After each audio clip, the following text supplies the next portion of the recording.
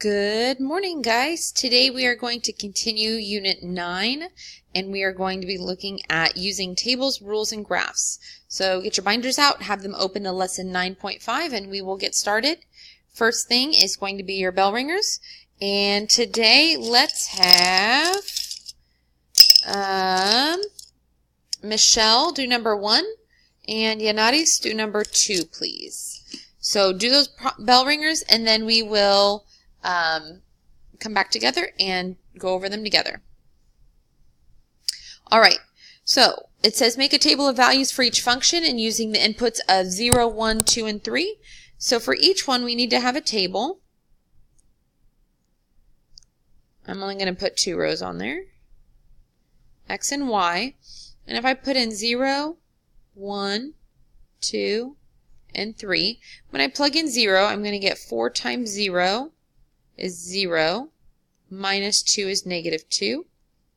Plugging in 1, I get 4, minus 2 is 2.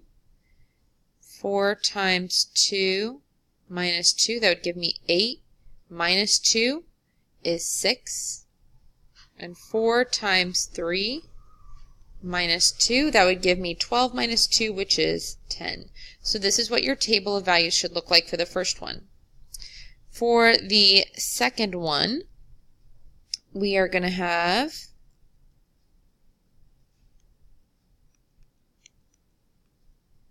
zero, 1, 2, and 3 again. So we're going to get negative 3 times 0 plus 5. That gives us 0 plus 5, which is 5. Negative 3 times 1 plus 5, which is 2. Negative 3 times 2 plus 5, which is going to give us negative 6 plus 1, or plus 5, excuse me, which is going to give us negative 1. Then we're going to have negative 3 times 3, which is negative 9, plus 5 is going to give us negative 4. So these should be your 2 table of values. Take a second, make sure you've got them copied down, and we're moving on. So graphing, when we're examining the relationship between inputs and outputs, we can use graphs, tables, and rules. So these are the big 3 things that we are going to look at: graphs, tables, and rules. So graph the function represented by the table. So we've got our input of x and our output of y.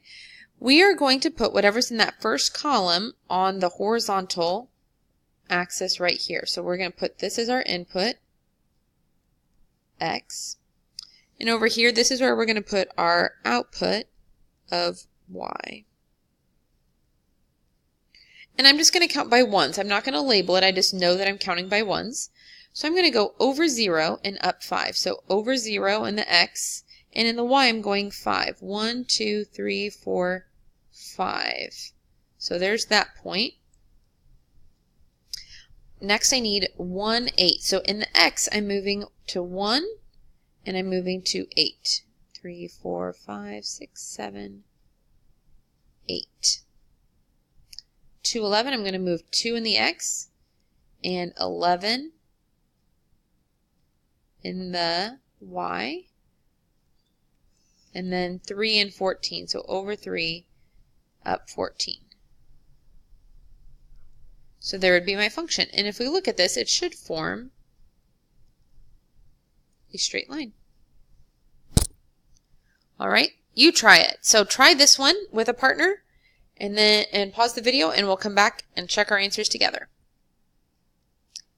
All right, so we are going to have our input x down here and our output y over here. And again, counting by ones, so I'm going to go over 0, up 2, oops. And then I'm going to go 1 in the x and 6 in the y. I'm going to go 2 in the x, 4, 10 in the y, and then 3 in the x and 14 in the y. And again, makes a straight line. So let's look at some word problems. Everybody's favorite thing. The cost of a long-distance telephone call is a function of time in minutes. So really what this is saying is that we can write a rule for it. That word function means that there's a rule we can write. A state-to-state call costs 13 cents per minute. Write and evaluate a function to find the cost of a 15-minute call. So we're saying that the cost is equal to 13 cents per minute. But we've talked about that word per. It's magical. It means multiply. So let's break this down a little bit. We're going to say cost equals, I'm going to go ahead and keep it 13 times m. So this would be my function rule. And I'm going to label my axes. So I want my horizontal axis to be my minutes. Oops.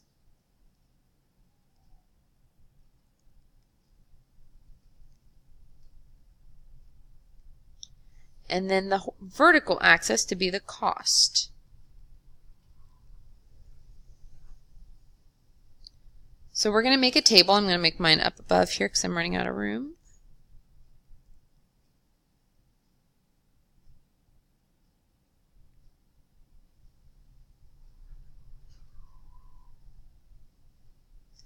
All right, so if I do X and Y, I'm not going to pick 0 because really people don't make 0-minute calls. That doesn't really make sense. So I'm going to start at 1, 2, 3, 4. So if I make a 1-minute phone call, it's 13 cents per minute. And every minute that we add on, we're going to add another 13 cents. So I'm going to get 26, 39, and 52. So now if I look at this one, it makes sense to count in ones for the minutes because the minutes I'm just upping them by 1 minute at a time. But for my cost, it's going up a lot. And so I would really only be able to fit one of those values on the graph before everything else goes off the graph. So I'm going to pick something different to count by. I'm just going to count by, let's count by 4s just to be fun. So I'm going to count by 4s, 4, 8, 12, 16, 20, 24, 28, 32, 36, there's 40, 44, oops, 48, 52, and I'm going to stop there because my graph's not going to go much higher than that. So I've got, at 1 minute, it costs 13 cents. So 1 minute, I'm going to go to 1 on the x-axis, or on that minutes axis, and I'm going to go up to 13. So there's 4, 8, 12, and I want to go a little bit past that.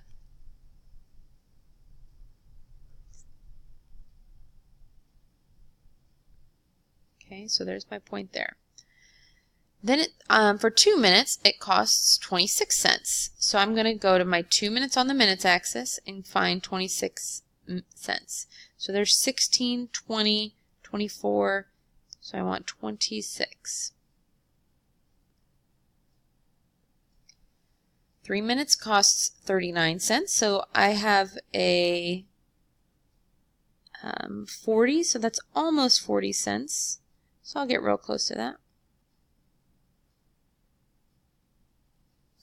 And then 4 minutes is 52 seconds. Or sorry, 4 minutes is 52 cents. And then I can see my graph happening. And it should look like that. So I evaluated for 1, 2, 3, and 4, and I made a table. Notice here when it said evaluate the graph, it did not tell me which values to evaluate it for. I have to think about it. Now, I could have evaluated for values 7, 8, 9, and 10, but that doesn't really make sense because by the time I get to 10, it's 130 cents per minute, or 130 cents total, excuse me. And so I don't want to try to graph that value. I want to pick numbers that are closer to 0, so that's why I pick 1 through 4, but it's up to you to choose those values of what you're going to plug in. All right, so go ahead and try this one with a partner. Work it out together, come to an agreement on an answer, and then check back in and we'll go over it together. All right. So the write a function rule is James wants to lose weight. He sets the goal, that should say goal, sorry, to lose 3 pounds each week. Write an evaluated function to find how many pounds James will lose after 7 weeks. Then graph the function. So we are going to start by writing our function rule. So each week, this word each is the same as per. So we're going to say that, let's call it, we'll say after that the pounds lost, we'll say pounds is equal to 3 times the number of weeks. Or simplifying that a little bit, we'll just say P equals 3W. Every week he loses 3 pounds. So that per means the number goes with that variable. So 3 goes with week. All right, so if I fill in my my graph here, I'm going to put week at the bottom. And on the side, I'm going to put pounds. P. And then I'm going to start evaluate first, sorry. Evaluate the function for 7 weeks. So P equals 3 times 7. So that means that his goal after 7 weeks is to lose 21 pounds. Now let's make a table and graph it. So here's my table. And I'm going to plug in 1, 2, 3, and 4. Again, 0 wouldn't really make sense because at 0 weeks, he's lost 0 pounds. So if after 1 week, remember we're multiplying by 3 every time, so after 1 week, he should have lost 3 pounds. After 2 weeks, he should have lost 6 pounds. After 3 weeks, he should have lost 9 pounds. And after 4, he should have lost 12. I'm just taking each of these x values and multiplying them by 3. Now for graphing them, again, I just want to count by ones along the bottom, 1, 2, 3, 4. And this time, because I have more reasonable or like smaller numbers for y, I'm going to go ahead and keep my y values at counting by ones as well. So the first point I have to graph is 1, 3. So in the first week, he wants to lose 1, 2, 3 pounds. In the second week, he wants to lose 4, 5, 6 pounds. In the third week, 9 pounds. And in the fourth week, 12 pounds. And again, it should make that straight line. So I wrote a function rule, I evaluated, and I made a table and a graph. So I did everything that they asked of me, so we are good to go. Homework for tonight is page 490 to 491, numbers 1 through 7. Make sure that you get that ready for tomorrow because I will be back tomorrow and I will be the one checking your homework. And so come ready to show that and check your work.